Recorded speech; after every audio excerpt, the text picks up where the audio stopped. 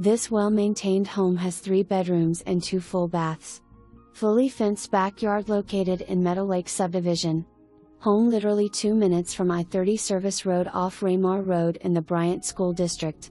Roof was replaced 2 years ago, and HVAC system was just replaced about a month ago. The second bathroom was just upgraded. See agent remarks.